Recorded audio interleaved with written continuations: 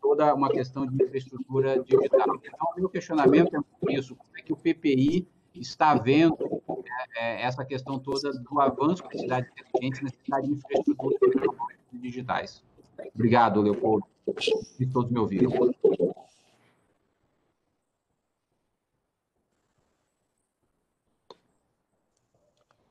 Bom, obrigado de novo pela intervenção.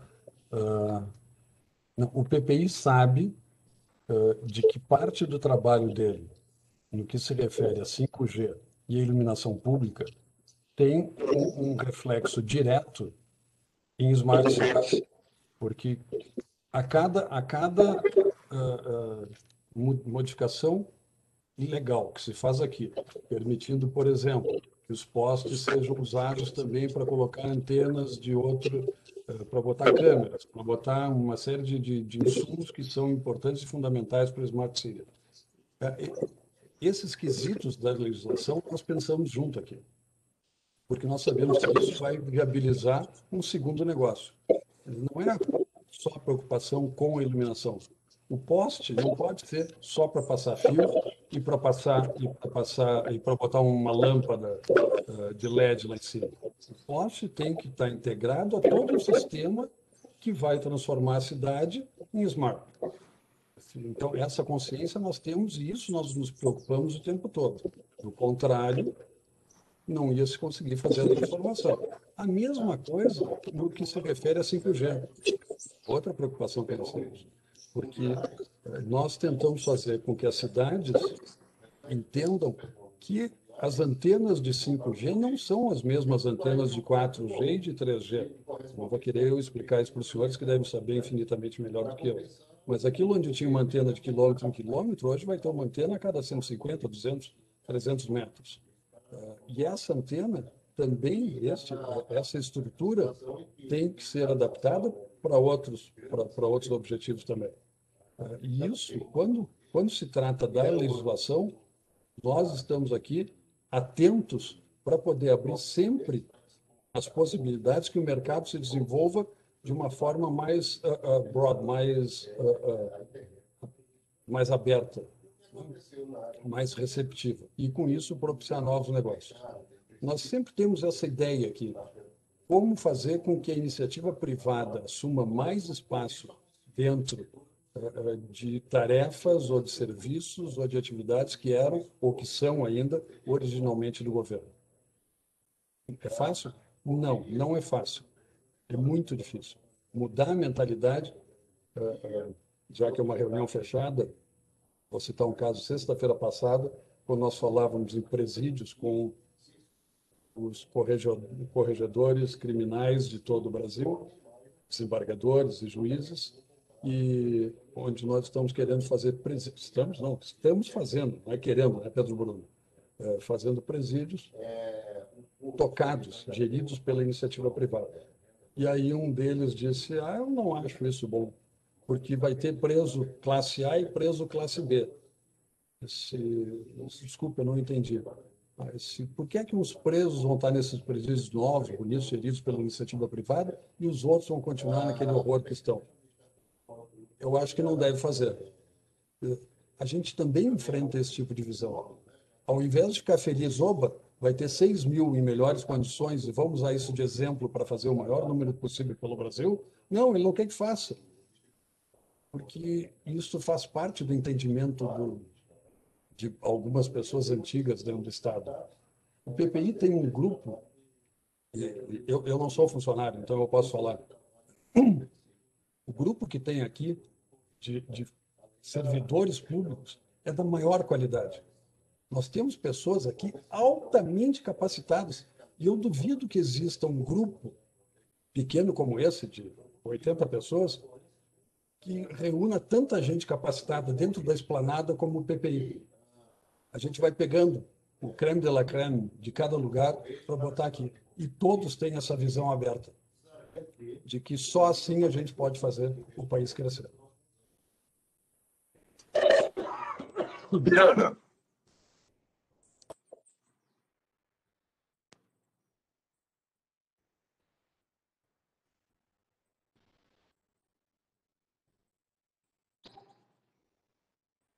Você tem que ativar seu som, Piana.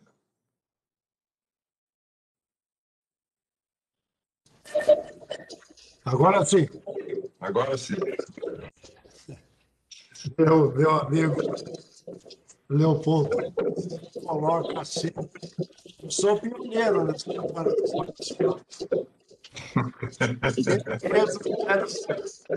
Mas eu queria dizer. Eu estava torcendo que o teu também não funcionasse, para não ficar só eu aqui fazendo papel de bobo. Tem mais gente nessa conversa. É que está falhando o seu som, Piana. Vamos lá. Agora melhorou. Veja bem, eu continuo sendo presidente da Federação do Comércio, uma entidade que congrega 547 mil empresas no Paraná, que representa mais de 3 milhões de empregos e 63% do PIB do estado do Paraná. E também sou presidente do Conselho do SESC, do Conselho do SENAC, e até o mês de presidente do Conselho do SENAI do Paraná. E, além disso, sou coordenador do nosso chamado G7. Os G7 são as 7 maiores representativas produtivas do Paraná, que são, na verdade, o Comércio, a Federação das Indústrias, a Federação da Agricultura, a Federação de Transporte, as cooperativas de produção agrícola do Paraná, a Federação das Associações Comerciais e também da nossa Associação Comercial de Curitiba. E agora, vice-governador do Estado. Mas antes de ser vice-governador do Estado, a gente já tinha que o Leopoldo tem conhecido disso, que é o antecessor do Smart City, que a gente faz um programa da Federação do Comércio, juntamente com o CITEM, para qualificar as empresas dos centros de cidades, principalmente as cidades que não têm muito. A gente tem um de recuperação desse centro comercial para torná-lo realmente produtivo. A Federação do Comércio, os juntos fazem a qualificação de gestão. E o SENAC faz a qualificação da mão de obra para esse. E agora, no governo, a gente tem uma Secretaria de Desenvolvimento Urbano, que atende os 399 municípios, juntamente com a cidade que é integrada, que busca os recursos externos ou mesmo internos do país e redistribui isso dentro dos municípios do Paraná. E, juntamente com isso, está a Agência de Fomento, que faz a transferência desses recursos, que faz a cobrança desses empréstimos que são para atender os municípios do Paraná. Então, a gente tem aqui um trabalho muito grande, questão de melhoria das cidades, que, na verdade, mais é do que preparar a qualidade das pessoas para receber a Smart City, ou seja, uma cidade inteligente. De nada adianta nós termos um posto inteligente, não só transmite energia, o fio da iluminação, mas transmite todos os outros elementos que são capazes de transformar uma cidade. Então, nós fazemos a base de tudo. E temos um trabalho muito grande dentro dessas cidades, inclusive com um programa chamado Varejo Humano, que qualifica os empresários, aí já de todas as cidades do Paraná, também em parceria com o SENAI, da onde a gente qualifica um trabalho durante 6 meses de atendimento noturno, de prática, e também visitando as suas lojas, chamando esses empresários que ele quer ser. Aqueles que se destacam, a gente leva eles a São Paulo, leva eles a Nova York, conhecerem especializadas, modernas, para que eles sirvam de instrutores na volta para fazer os cursos do ano seguinte. Então, isso tem dado muito certo nessas cidades do Paraná. Temos um trabalho intenso em quase todas as cidades do Paraná. Chegamos a mais de 160 mil, aliás, 160 municípios do estado do Paraná. E em torno de 60 mil empresas foram atingidas com esses dois programas entre o Comércio e o Sebrae. E agora, aqui no governo do estado, estão fazendo a ligação do empresário com o governo do estado, e tive a incumbência do nosso governador para preparar um plano de retomada da economia. Então, foi feito todo um trabalho de reestruturação orçamentária do Estado, no ano passado, preparando o Estado para receber os investimentos necessários. Temos ajuda da Investe Paraná, que é a entidade do Estado encarregada de buscar recursos. E nesses 2 anos de mandatos, 2 anos e 3 meses, nós já atingimos aquilo que havia previsto no início do nosso governo, que era para os 4 anos buscar 40 bilhões de investimentos de iniciativa privada do país e de lá de fora, e nos 2 anos já ultrapassamos isso tudo. Então, nós temos aí um volume muito grande de investimentos no estado do Paraná, sem considerar, depois aí com o pessoal da PPP aí, do PPI, da nova licitação das concessões rodoviárias do Paraná. A dos aeroportos já foi um sucesso absoluto. Na semana passada, aí, os 4 aeroportos do Paraná, integrado com 2 de Santa Catarina e mais um do Rio Grande do Sul, somado aos 16 novos aeroportos que o estado do Paraná colocou. Infelizmente, a pandemia tomou a iniciativa de reduzir a movimentação, mas com a licitação, então, dessas novas rodovias, duplicações, que deve chegar aí a torno de 45 bilhões de investimento nos próximos 6 anos, nós vamos chegar aí a 90 bilhões de investimento nos próximos 5, 6 anos no Paraná. Então, é um trabalho muito grande, preparando o Estado para ser um hub logístico da América Latina. Claro que isso vem de encontro a tudo aquilo que a gente fala de Smart City, de cidades inteligentes, da onde nós temos aí Curitiba se destacando, Londrina, Maringá, Cascavel, Foz do Iguaçu, e estamos trabalhando muito seriamente num centro de inteligência de segurança no estado do Paraná, que vem de encontro a tudo aquilo que a gente está falando aí de Smart City, para que a gente tenha um controle de todo o sistema de segurança no estado do Paraná. Então, estou aqui à disposição dos amigos, dos companheiros, para responder depois, e está à disposição aqui não só a Federação do Comércio, as nossas instituições privadas, mas também o Piana aqui na Vice-Governadoria do Estado. Muito obrigado. Obrigado, Piana. Deixa eu passar agora para o Pedro Bruno. Pedro, pode fazer seus comentários. Perfeito. Boa tarde, Leopoldo. Boa tarde, caro Wesley. Boa tarde a todos aí, pessoal. Alexandre, prazer estar com você novamente. Bem, eu vou fazer um comentário aqui mais breve, Leopoldo. Então, primeiro, eu queria destacar o seguinte, né?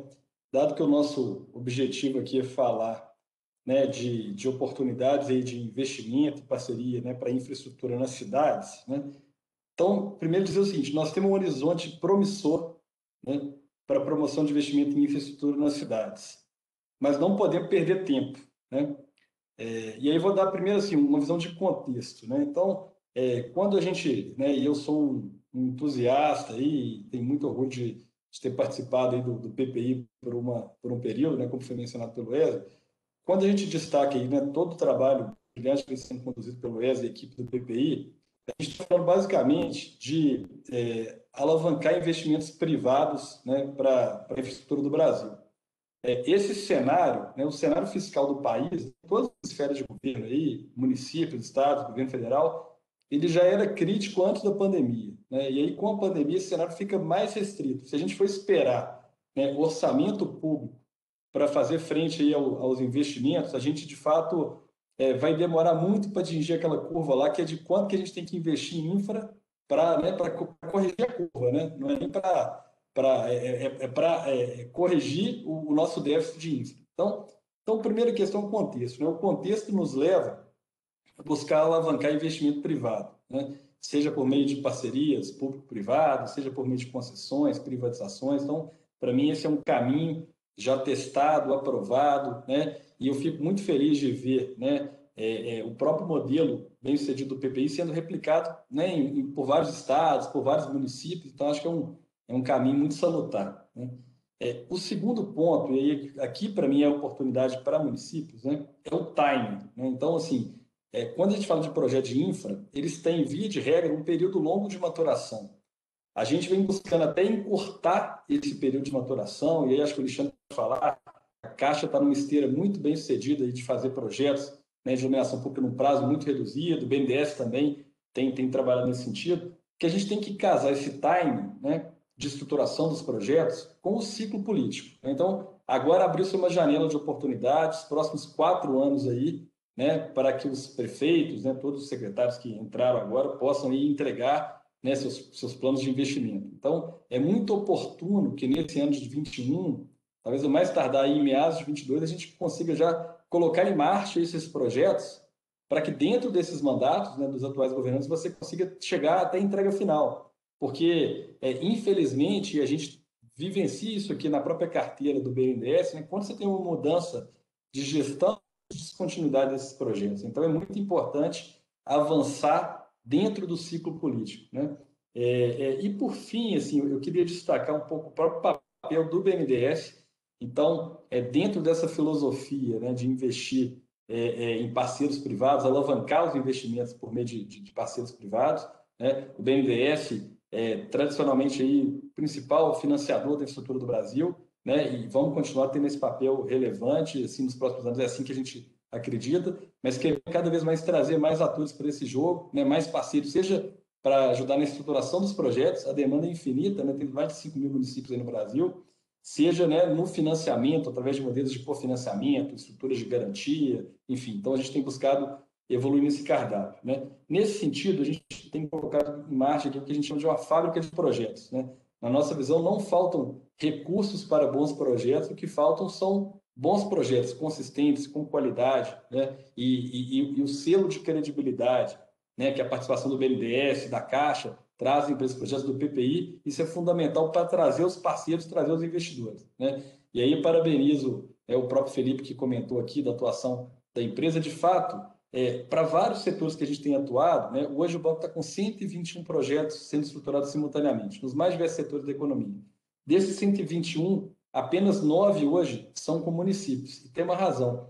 A gente estava, né, esperando esse novo ciclo municipal para ampliar a carteira junto aos municípios. Então, essa carteira para municípios deve crescer aí, né, ao longo de 21 e 22. Tá? E só para vocês terem uma ideia da relevância desse tema para o banco, a gente tinha 31 projetos sendo estruturados em julho de 19. Né? Então, a gente quadruplicou a carteira de projetos. E aí eu destaco aqui alguns setores, acho que vocacionados até para cidades e para o tema de cidades inteligentes. Então, o próprio saneamento, né, e saneamento uma perspectiva mais ampla, saneamento e resíduos sólidos. Então, aqui, como foi mencionado, Felipe, né, acho que tem muito espaço, né, para novas tecnologias, né, há muita ineficiência nesse processo. Então, né, o uso aqui de inteligência artificial, IoT e outras tecnologias tem trazido muitos avanços. Então, muito importante, né, eu acho que uma avenida para ser trabalhada. O setor de iluminação pública da mesma forma, né? Então, quando você moderniza um parque de iluminação pública, você não está só investindo, né, na troca da lâmpada LED, mas você tem toda uma tecnologia, né, de IoT por trás, de telemetria, de monitoramento, né, de segurança pública, né? Então, de fato, quando a gente avança com esses projetos, né, para além de entregar, né, um parque moderno, você está melhorando os indicadores de segurança pública, melhorando a circulação na cidade, melhorando as áreas de convivência. Então, de fato, é totalmente atrelado ao conceito de Smart Cities, né? E outros setores, né? Então, a gente tem investido agora, e aí é uma carteira nova, eu diria, né, na área de infraestrutura social. O que a gente chama de infraestrutura social? Projetos de educação, saúde, segurança pública e meio ambiente, né? Concessões de parques e florestas. Todos esses setores, também você pode casar isso aqui com, né, com a parte de inovação, de tecnologia, né? Então, para a educação, né? Você pode ser muito mais eficiente, né? A gente tem, o próprio BNDES tem atuado aí, tem investimentos agora para viabilizar, né, aulas, né, de maneira remota, até no contexto da pandemia, né? Então, você tem uma série de tecnologias sendo adotadas. Hoje, a nossa tecnologia aqui falhou um pouquinho, né, mas faz parte do jogo também, desse processo de aprendizado constante. Mas, enfim, então, assim, eu sou um entusiasta dessa agenda, eu vejo muita oportunidade, né? Eu acho que os empreendedores que estão aqui, né, conosco, aqui, os empresários, né, representando as empresas aqui, vocês são os grandes aí, heróis nacionais que têm, né, acreditado na melhoria do ambiente de negócio, isso é super importante, né, no avanço em termos de regulação, né, de segurança jurídica, estabilidade, né, para que esses investimentos aconteçam, né? Então, só para finalizar, quando o Wesley menciona a semana passada, né, a batizada de Infra Week, a gente fica muito feliz de, quer dizer, no meio, né, desse furacão da pandemia que estamos vivenciando, a gente tem todos os projetos, né, com competição, sendo bem-sucedidos, projetos até então impensáveis, como uma ferrovia, né, a FIOL se viabilizando. Então, assim, mostra que, de fato, quem está enxergando longo prazo no Brasil, né, enxergando fora desse contexto conjuntural, de fato tem muita oportunidade, né? E aqui quem, né, como se diz, quem chega primeiro bebe água mais limpa, né? Então quem já está atuando nesse setor, né, de fato tem uma grande perspectiva pela frente. Então eu sou um entusiasta, o BNDES fica à disposição aqui e seriam essas as minhas considerações. Obrigado, Pedro. Inclusive, só um adendo antes de eu passar a palavra. Só para você ter uma ideia, nós temos aqui 3 empresários, CEOs de 3 empresas diferentes, e eles investem em infraestrutura, muitas vezes com soluções criativas. Por exemplo, que o Felipe não falou, o Felipe montou um fundo de 300 milhões de reais para atender diretamente através de SAIs as prefeituras, onde ele chega lá, monta tudo e as prefeituras pagam a mensalidade de um fundo que ele arrumou, investidor nacional e internacional, para montar um fundo de 300 milhões que suportem isso.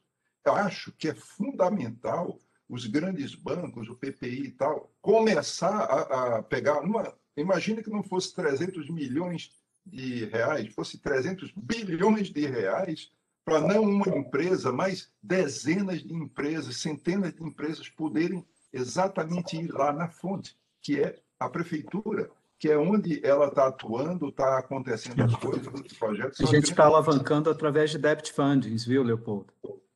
Pois é. Esses debt funds, eles têm bastante recurso hoje e estão disponibilizando justamente para a gente democratizar a tecnologia na periferia.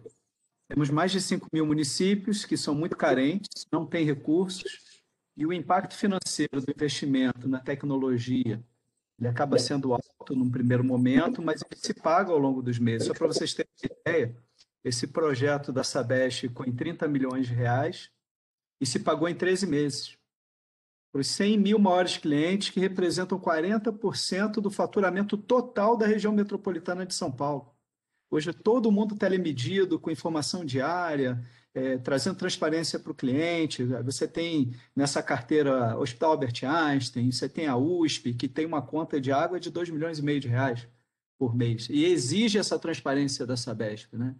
Então, assim, está sendo tão bacana a gente ver os resultados, quantas coisas. Olha que coisa interessante. Dentro dessa Felipe, desculpe, para não. Depois a gente volta. Deixa eu finalizar aqui. Eu só fiz uma adendo por conta exatamente reforçando. Eu me empolguei com o Bruno, que o Bruno estava empolgado aqui falando dos recursos, aí eu. Tá bom, então. Alexandre Caires, por favor, Alexandre. Olá, boa tarde a todos. Boa tarde, Leopoldo. Obrigado pela oportunidade. É uma satisfação para nós da Caixa Econômica participar de um bate-papo de tão alto nível, né, com pessoas aí tão representativas de diversos setores. Diferentemente aí do BNDES, o Bruno trouxe bem, que já tem uma história longa de atuação na estruturação de projetos aí de PPPs e concessões, eu queria fazer uma uma breve abordagem para dizer como é que a Caixa está chegando nesse cenário agora, né? A Caixa Econômica Federal, desde a década de 90, atua muito frente ao acompanhamento dos repasses de recursos federais da União para investimentos nos municípios, né? E também no financiamento a projetos para cidades. E ao longo desse tempo, uma coisa que a gente percebeu e aprendeu, eu sou engenheiro de formação, isso já era natural para mim, mas isso criou uma cultura dentro da empresa, e a qualidade dos projetos, os bons modelos de contratação fazem toda a diferença no final do investimento, ou seja, da efetividade desses investimentos.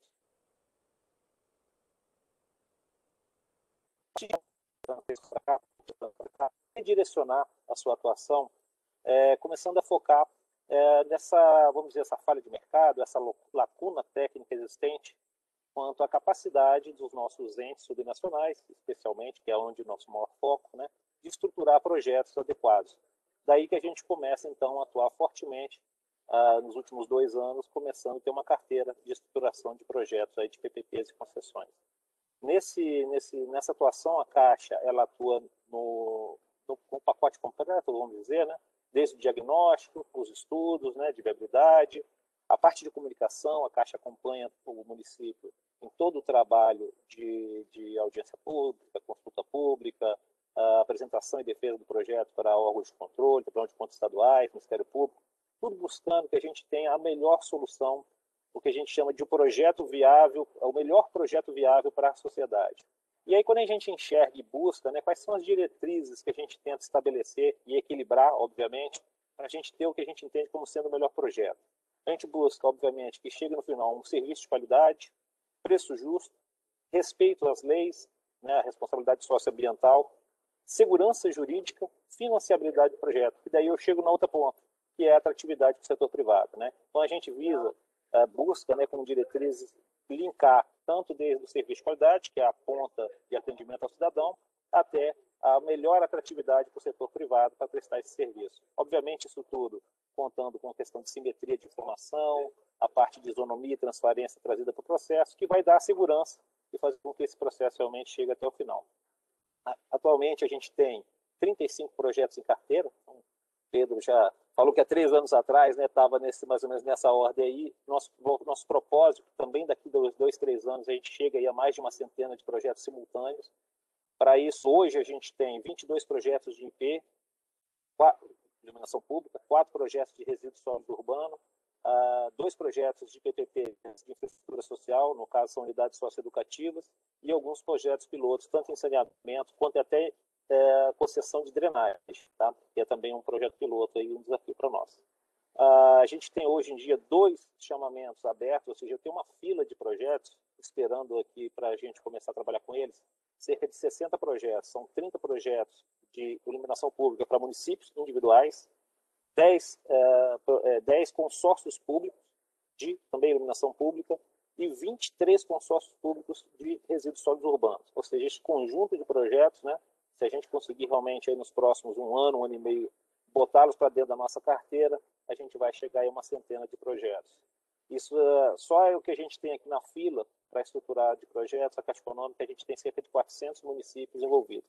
A nossa característica, né, seja pela nossa capilaridade, seja porque a Caixa historicamente atuou com esse acompanhamento dos repasses de recursos federais para investimentos nos municípios. A gente tem 72 unidades de governo espalhadas pelo Brasil todo.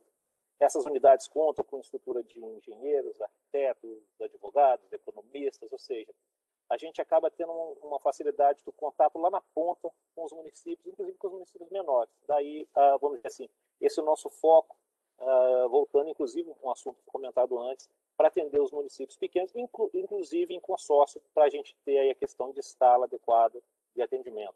Bom, por fim, eu gostaria de trazer que a gente também tem atuado ultimamente com a parte de assessoramento técnico para projetos de forma diversa.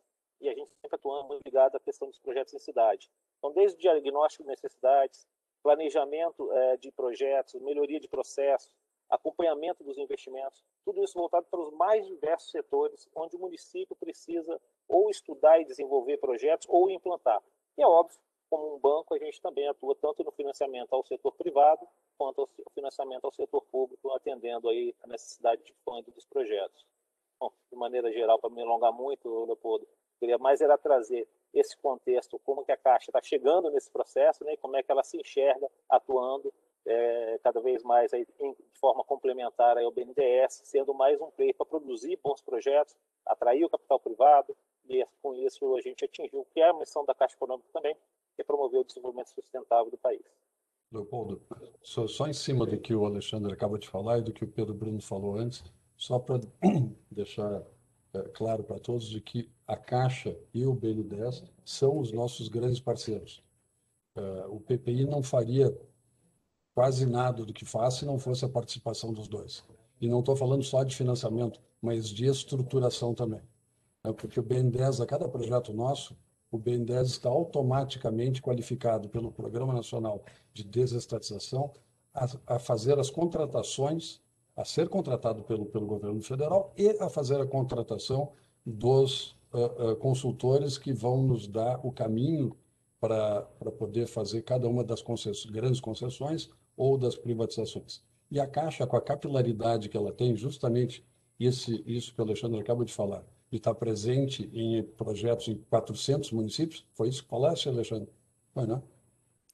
Essa é a nossa carteira de projetos novos, dão mais de 400 municípios. Atualmente, o nosso conjunto de projetos, a gente já atende 50 municípios. Os nossos 35 projetos, porque os em consórcio vão estar entrando agora, que aí em cada projeto eu tenho 10, 20 municípios. Né? Sim, exatamente isso. Às vezes um projeto tem uma série de municípios. E isso está funcionando muito bem, sempre funcionou muito bem do PPI com a Caixa e com o BNDES, a quem eu sempre tenho que agradecer, porque são muito mais do que parceiros, são os irmãos do PPI. Obrigado, Paulo. Ok, obrigado. Sérgio Jacobson, por favor, Sérgio. Oi, boa tarde a todos. Bom, sou responsável na Siemens pela área de infraestrutura, né? Infraestrutura, a gente diz infraestrutura elétrica, e nisso compreende, vamos dizer, praticamente toda a distribuição de energia, né? Seja ela dentro das cidades, fora das cidades, dentro da indústria e assim por diante. Fico muito feliz aqui de ouvir todos esses projetos, Wesley, que a gente está presente em praticamente todos eles, né? Quando você fala de porto, aeroporto, semana passada foi realmente uma felicidade aqui do nosso lado também. Quando a gente vê esses projetos sendo viabilizados, a gente sabe que isso reflete em uma série de negócios para a gente aqui no futuro próximo, né? Então, o saneamento, a própria combate a perdas, a gente está muito mais forte no combate a perdas de energia elétrica. Hoje a gente está em praticamente todos os estados do Brasil, né? Uma grande fonte de ineficiência das cidades.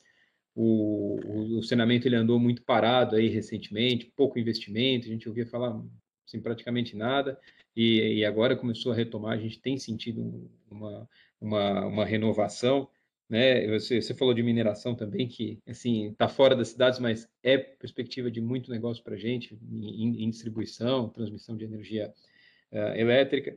Assim, tudo que ligado ao nosso portfólio tradicional, antigo, que eu falei de medição, ou os próprios equipamentos de distribuição elétrica, mas também o que vem de novo, né? Quando a gente fala em cidades, a gente está trabalhando muito com softwares super avançados no gerenciamento da rede elétrica, e software esse que a gente desenvolve aqui no Brasil.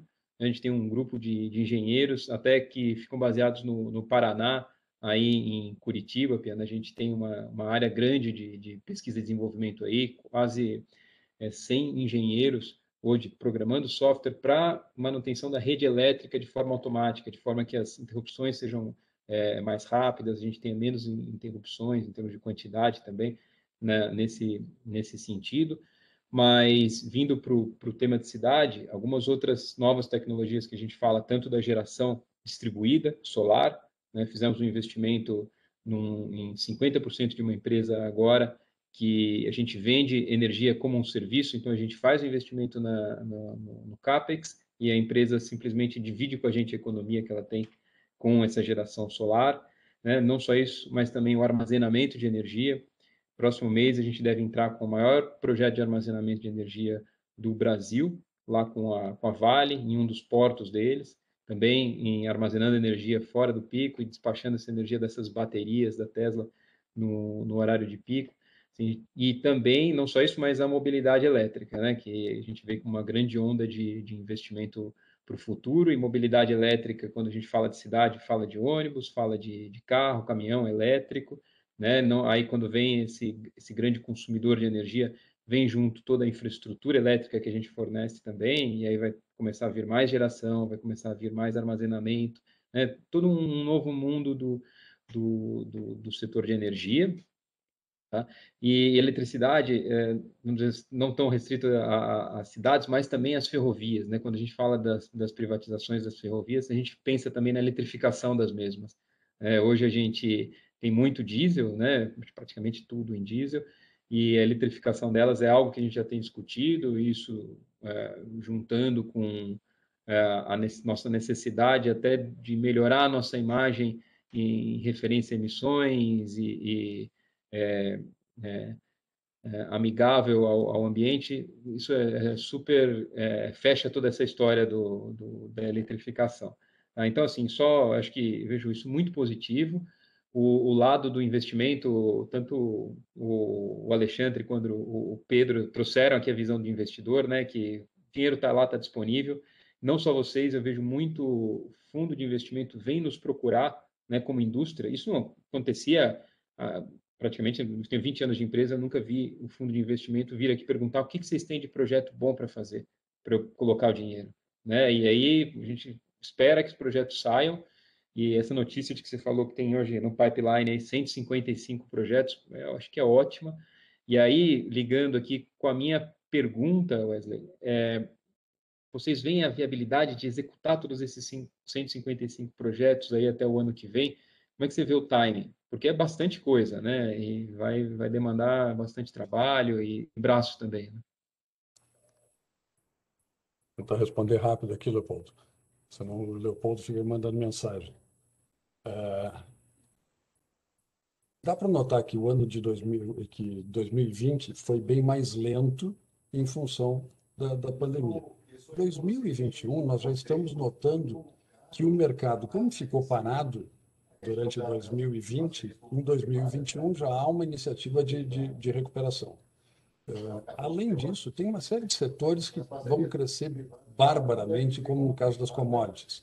Então, quando a gente fala em ferrovia, por exemplo, as pessoas, todo investidor que está tratando de transportar minério de ferro, manganês, bauxita, todos os insumos agrícolas, ele já olha para essa rodovia, para essa ferrovia, com outros olhos, como foi o caso da Fiol na semana passada.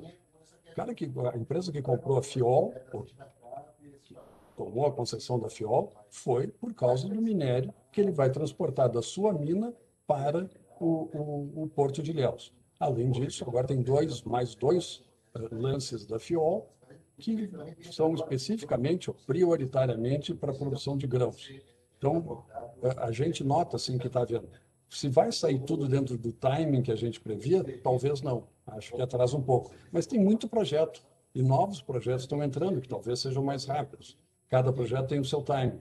Uns são muito complicados, porque a gente sempre tem o problema de IBAMA, de entidades, por exemplo, da Ferrogrão, o pedacinho da Ferrogrão, imaginem um campo de futebol, aquela marquinha que tem aonde fica a bandeirinha no canto do campo, aquela marquinha era o tamanho da área que estavam reclamando que ia ser atingida pela Ferrogrão. O resto todo do gramado estava intacto, mas tinha gente lá incomodando por causa daquele semicírculo ali na bandeirinha. Então, é difícil fazer? É difícil. E é por isso que a gente luta aqui todos os dias para vencer essas barreiras. E quando se entrega isso, quando chega o dia do leilão, não tem nenhum problema. Quando a gente fazia em 2018, 2019, eu não estava aqui em 2018, mas em 2019, os nossos roadshows pelo exterior, era muito interessante chegar nos países árabes, por exemplo, e ver as pessoas perguntando quem é do PPI. Chegar na Rússia e as pessoas perguntarem quais de vocês são do PPI. Né? Porque já sabem que no momento que um projeto sai do PPI, que está pronto para ir a leilão no PPI, é porque está com tudo certo. esta garantia, então, se transforma em resultado nos leilões. Pode algum dar deserto? Pode. Até hoje nós só tivemos um que deu deserto, desses 255 já feitos. Mas acontece. Pode acontecer. Mas nós sempre fazemos isso com muito roadshow, com muito contato com os interessados, com os empresários como um todo, e ouvindo o mercado. Esse é outro ponto fundamental. Nós ouvimos o mercado que vem aqui e diz, olha, se for assim, talvez não fique tão legal. Por que vocês não fazem assado? Pô, assado não serve também. Então vamos fazer. Aí a gente adapta os projetos também para que tenha mais interesse da empresa privada. Por fim, vamos ouvir o Roberto Spaces.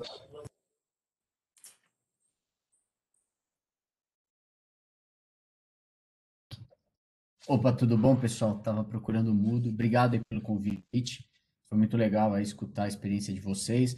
Vou me apresentar. Meu nome é Roberto Spaces. Eu sou fundador de uma empresa chamada Cipópolis. Fundamos a empresa em 2014, então já estamos há 7 anos aí no mercado. E a gente trabalha com análise de dados de mobilidade urbana. Então, a gente mexe com muito dado de mobilidade para avaliar impacto de políticas públicas, mas também de investimentos em infraestrutura e justificar investimento em infraestrutura, né? Nesse tempo, a gente trabalhou já com o Banco Mundial, fazendo análise de impacto, BID, bastante órgãos aí internacionais. Mais recentemente, aí, ano passado, a gente fez uma análise grande no Rio de Janeiro e em BH, tentando identificar na cidade os trechos de viário que eram passíveis de implantação de corredor e tentando medir o impacto da implantação desses corredores na cidade, os benefícios que iam causar, a quantidade de pessoas que iam ser beneficiadas, o perfil das pessoas beneficiadas, esse tipo de coisa. Então, a gente tenta jogar uma luz aí e esclarecer um pouco, tirar um pouco das incertezas aí de um projeto grande aí de infraestrutura, tentar dar uma direção, tentar dar algo concreto aí de benefício e também de medir o impacto desses projetos aí depois que eles são realizados, né? Em 2019, nossa empresa foi comprada pelo grupo Green4T, que é uma empresa aí líder em infraestrutura digital, então uma empresa também que trabalha bastante aí na construção de centros de monitoramento em cidades e tal, e a gente acaba complementando aí a oferta, tentando equipar cidades com mais inteligência, com mais capacidade de decisão e com mais assertividade, né? Evitando aí desperdício de dinheiro, evitando investimento em projetos que não vão ter impacto ou que vão ter um impacto menor do que o esperado, tentando ajudar aí também na estruturação de alguns projetos aí de infraestrutura. E aí eu queria perguntar para o Wesley aí justamente em cima disso, né? O pessoal já comentou, o Pedro comentou aí disso, né? Que não falta dinheiro, faltam bons projetos, né? E que o PPI ajuda na estruturação desses projetos também, pelo que eu entendi, né? Os municípios, os outros entes. Queria saber como é que ele avalia, né, a qualidade dos projetos que chegam para o PPI, o quanto que os municípios estão prontos, qual que é o retrabalho, quanto demora para botar um projeto de pé bem fundamentado, né, até para a iniciativa privada ter menos incerteza sobre onde está investindo.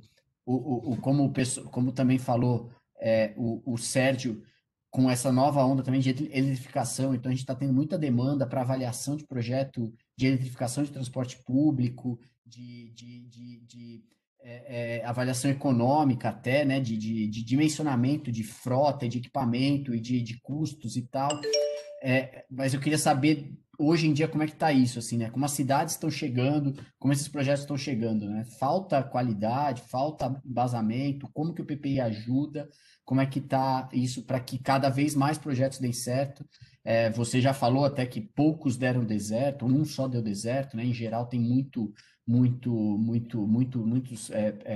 interessados e tal. Mas eu queria saber o quanto disso, o quanto que o PPI ainda precisa investir na formatação de um projeto para ele arredondar, ou quanto isso já vem mais redondo quando chega em vocês. Ok. Na verdade, os municípios não trazem projetos para nós. Nós é que criamos o projeto para atender uma demanda de determinados setores. Acontece de os ministérios, sim, os ministérios trazem os projetos para cá, como, por exemplo, o Ministério do Turismo, ao Ministério da Agricultura para trazer as florestas, ou o Ministério de Infraestrutura para trazer aeroportos, portos, terminais pesqueiros e assim por diante. Com as cidades, nós abrimos sempre chamadas públicas para que os municípios se inscrevam para projetos que nós já fizemos um piloto e nós fazemos depois com que eles sejam escaláveis. Então, a gente faz o primeiro projeto de iluminação pública e depois que vê como funciona, o que pode ser aprimorado, então nós levamos ao grande público, mas sempre com limitação, porque nós não temos nem na Caixa, nem no BNDES braços suficientes para poder colocar tudo que a gente gostaria. Hoje, por exemplo, de iluminação pública, se a gente abrisse aqui, ia entrar uns 150, ou mais, né, que tem interesse, mas nós não temos braços nem dinheiro para fazer todos eles. Mas é sempre a demanda vem dos ministérios ou projetos do PPI que são abertos para inscrição de municípios. Ok. Pessoal, a rigor, nosso tempo acabou, 17h30. Eu vou pedir a vocês uma paciência só de 10 minutos para dar a cada um minuto para fazer seus comentários finais e a gente poder encerrar de uma maneira decente, né? Então, vamos passar para o Igor Calvet. Igor, 1 minuto aí para suas considerações finais. Obrigado, Leopoldo. Queria agradecer de novo ao PPI por nos brindar aí com essas informações e aos demais participantes. Nós aqui da BDI continuamos aí tentando fazer esses nossos pilotos, nossos projetos. Eu espero realmente eu acho que uma das coisas fundamentais é que os parceiros, né, as várias instituições, sejam públicas ou privadas, cuidem de fazer essas parcerias, né, para ver o que dá certo, o que dá errado, desde os grandes, né, as concessões, falar do 5G, até testar 5G em ambiente urbano, até a área de iluminação pública, passando por todos os ambientes ou verticais de cidades. Então, continua a discussão de você, Leopoldo, e que estão aqui conosco nesse painel, para testar projetos novos em termos de cidades inteligentes. Então, muito obrigado pela oportunidade. Darcy Piana.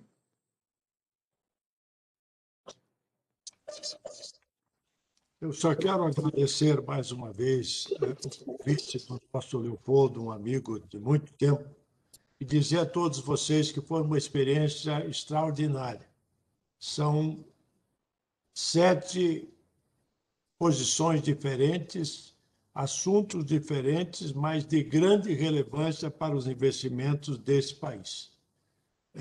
Eu acho que essa experiência vai servir muito, não só para a minha questão da iniciativa privada, das instituições da onde a gente preside, mas principalmente aqui do governo do Estado do Paraná, da onde a gente pode levar essas informações para principalmente as prefeituras e a nossa estrutura interna de infraestrutura dentro do governo do Paraná. Então, eu quero agradecer aí a oportunidade e desejar a todos vocês aí muita sorte e, principalmente, muita saúde num momento como esse. Um abraço a todos. Muito obrigado, Piana. Alexandre Caires.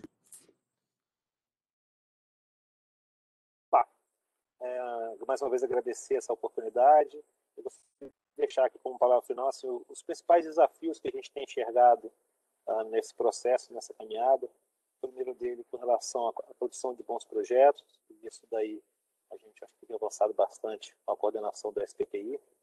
A questão do desenvolvimento de maturidade do setor, isso é muito importante, e esse trabalho que é feito também na estruturação dos projetos, seja pela Caixa como pelo BNDES, coordenado pela SPPI, tem um papel importante que é não só produzir os projetos, mas também dar maturidade ao setor como um todo. E isso, sim, abrir caminho para novos projetos, cada vez mais a gente tem escala nos projetos. Isso envolve leis, processos, regulação, etc.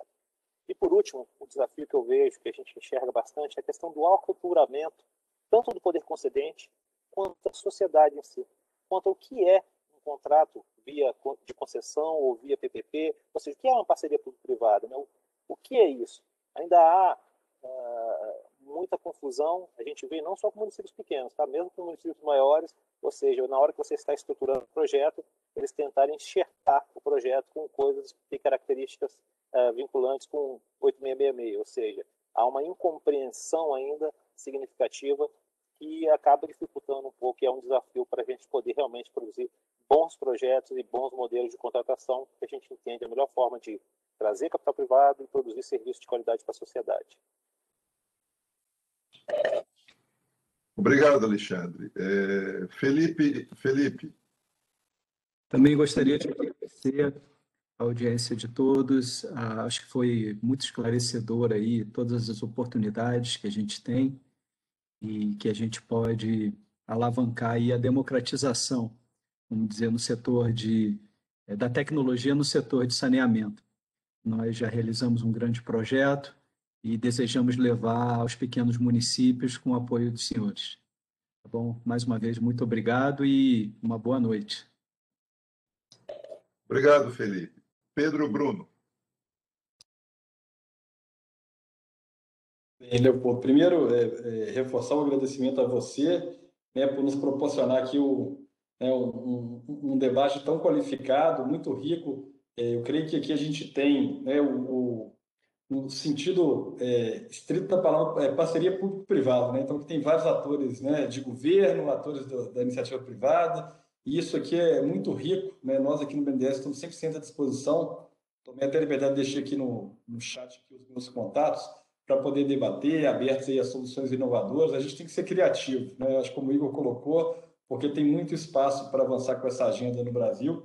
E aí, por fim, um tema que é muito importante é a capacitação, na linha do que o Alexandre colocou, né? Sobretudo para os municípios, né? Se o governo federal tem, né, toda uma estrutura, às vezes a gente tem, né, de fato, dificuldade para avançar com algumas agendas, quando você vai descendo para os municípios, ainda mais os menores, os desafios se tornam muito maiores. Então, paralelo ao avanço dessa agenda, né, o tema de capacitação ele é fundamental para que os gestores consigam entregar os projetos e, principalmente, né, porque a entrega do projeto parece que é a linha de chegada, mas é o ponto de partida, né, para investimentos e infraestrutura.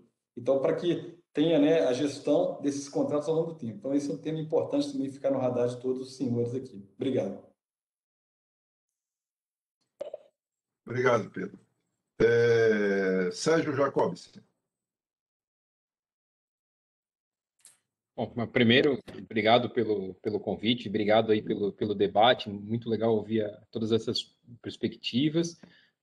Meus parabéns aí pelo PPI, pelo sucesso que vocês têm tido, né? E sem dúvida vai continuar esse sucesso porque tem muita sede por esse tipo de projeto e no mundo não tem tanta coisa assim também disponível em infraestrutura, né? E acho que é muito bom ver essa harmonia entre Caixa, BNDES, ABDI, todos assim trabalhando numa mesma direção com uma agenda comum. Isso é muito legal para a indústria ter essa perspectiva aqui. Acho que é importantíssimo ver essa harmonia entre vocês todos. Bom, muito obrigado. Vou deixar meu contato aqui também. Wesley.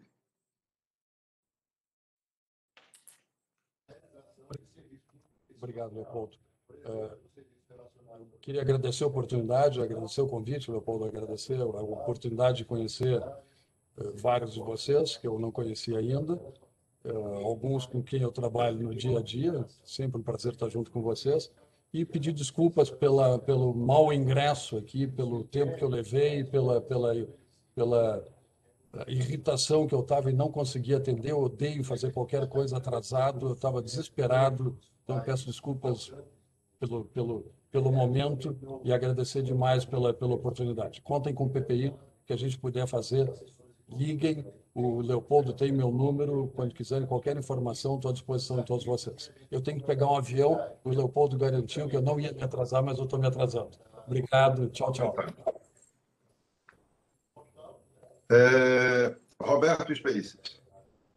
Eu também, só para agradecer a oportunidade, foi bom para entender bastante aí o trabalho do PPI, ver que tem bastante gente trabalhando aí para desatar esses nós de infraestrutura que nós temos no Brasil, que tem aí uma iniciativa nisso e que o pessoal está disposto a se mexer, né, e a criar projetos novos aí de infraestrutura para a gente finalmente conseguir aí tirar alguns gargalos que a gente tem hoje e liberar espaço para a gente crescer, para o Brasil crescer e aí melhorar a vida de todo mundo. Acho que é fundamental aí para o futuro do país. Obrigado pela oportunidade, foi um prazer aí conhecer vocês. Pessoal, se vocês estariam de acordo em eu compartilhar entre todos os cartões para que um possa ter o contato do outro? Ok? Então, vou passar para todos vocês naquele grupo os contatos e aí vocês vão poder se falar caso necessite. Eu quero agradecer imensamente a cada um de vocês pelo tempo despendido. Eu sei que a agenda de vocês é muito intensa, de todos vocês, mas eu acho que é muito importante esse tipo de discussão. Isso amadurece o entendimento de todos, isso faz a gente ter inspiração em outros aspectos, faz a gente conhecer o que outros estão fazendo, mas principalmente faz a gente saber que o Brasil não está parado. A gente liga a TV, só escuta coisas negativas, só escuta morte, desgraça, tal. Mas existe um outro Brasil que está trabalhando dia a dia. Somos nós que estamos lutando e fazendo as coisas. Então, eu acho que a gente precisa, de vez em quando, ter essa energia para dizer, olha, está tudo funcionando normalmente. Muito obrigado, pessoal, a todos vocês, e até a próxima ocasião. Um abraço, viu? Obrigado. Valeu, Leopoldo. Obrigado a todos. Um abraço. Obrigado, um abraço. Tchau, Pessoal, até logo. Tchau, tchau. Tchau, Piana.